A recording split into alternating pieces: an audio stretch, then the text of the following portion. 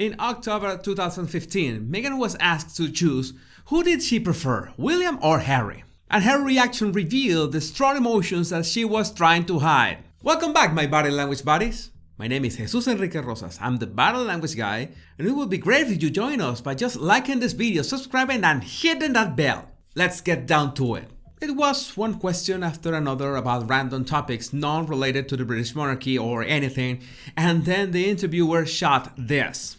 Prince William or Prince Harry? I don't know. Harry. Harry? Sure.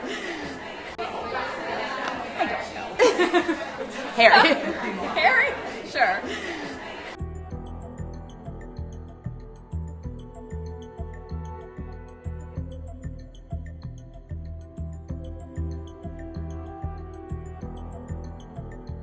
The first impression we have of her expression is confusion. As I said, that question was absolutely out of the blue.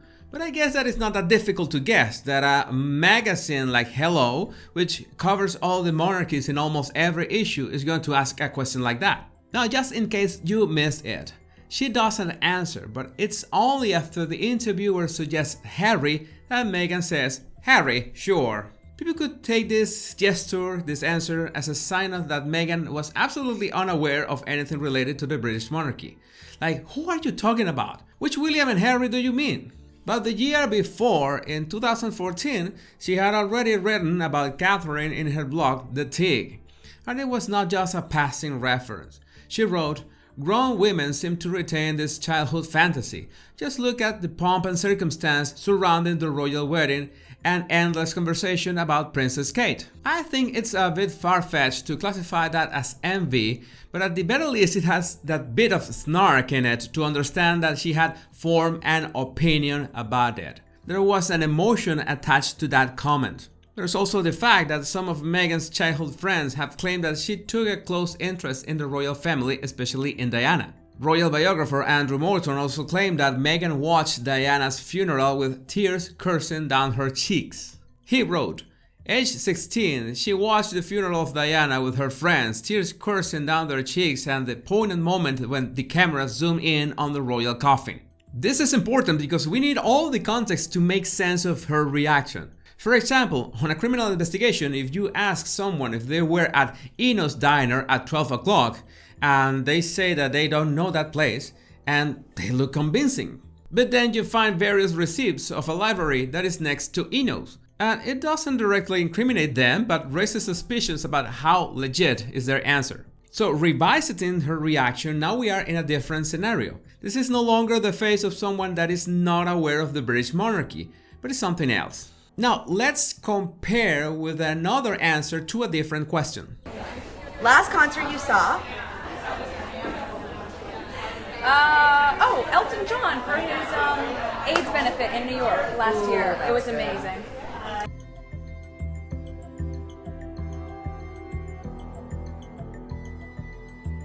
There's something that you should be aware about questions, and they are not all created equal. You might already know about yes and no questions versus open questions that need a longer answer. But if you want to really go deep into someone's behavior, you need to be aware of the type of cognitive load of the questions you ask. The first question, Prince William or Prince Harry, has two levels of cognitive load. The first one is that Meghan needs to load these characters in her mind. The second level is that she has to choose between them. If you are well aware of the topics, then loading the items in your mind becomes easier.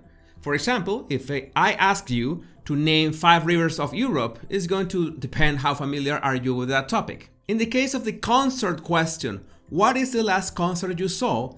The word concert is easy to load, but the person has to backtrack in time to find the correct answer. And since the answer will require your mind to establish both a place and time in the past, it will have to juggle both at the same time. It's like if I asked you, when was the last time you ate chicken? So, two questions with different cognitive load, being the concert question the most complex, cause approximately the same hesitation, the same time to process the answer. But we already know that loading William and Harry in her mind was instant. That is something that Meghan would never have had trouble thinking about. So if she took that much time to answer, it's because two main possible reasons. 1. The decision itself was hard, or 2. She was thinking about the repercussions of her answer, how it could affect her. Let's go first with option number 1. The decision itself was hard. That will be hurtful enough for Harry. Can you imagine that she had said, William? I would have been really uncomfortable for so many reasons. But what I noticed was this. When the interviewer says Harry, like suggesting the answer, Meghan repeats his name but not as an affirmation, like, well, Harry it is, but instead the tone is like a question. Let's look at that exact moment again, just Meghan repeating Harry's name and try to focus on her voice tone, the question inflection of the word and her facial expression. Harry? Harry? Harry? Harry? Harry? She gives the feeling, a very strong feeling, of being mocking to the idea of choosing Harry. Like, Harry? Seriously? And it's only after that she says, sure. Now, we hit a roadblock in terms of facial expressions here. I'm sure you noticed that when she answered the concert question, she had these rapid-fire facial expressions that were a bit exaggerated. We've already seen other interviews of her where she has this rapid display of facial expressions that can be so confusing and unsettling at the same time. It's nice when someone displays emotions and facial expressions because it makes it so much easier for others to connect with them.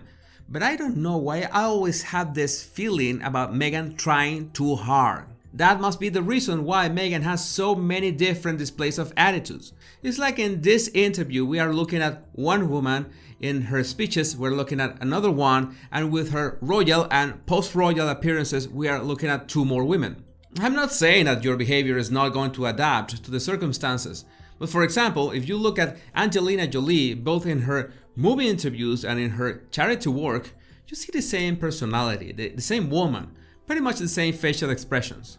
That's why Meghan looks like she's trying too hard to come off as relatable, as warm, and people pick it up, especially other women. If she had trouble picking her favorite in this question, maybe it was because she did not care about either of them. But the problem is that there is more than enough photographic evidence that the Duchess of Sussex finds, at least her brother-in-law, easy on the eyes.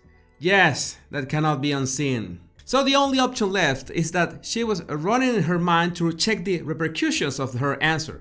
And I would not go as far to affirm that she had planned all this for years, but the answer is much simpler. She didn't want to be bound to her answer. This was not like Adele being asked the same question and saying that she just prefers Harry without any problem. So Meghan taking that long to answer and having to be served the answer is a sign that she had a conflict with what she wanted to say. What's more, knowing Meghan's track record through many videos and many analyses of such a dominant personality, I don't think she would have felt comfortable picking the man that was already taken. You know, taken with all the pomp and circumstances. But to be fair, women don't always fall in love with a man for how does he look.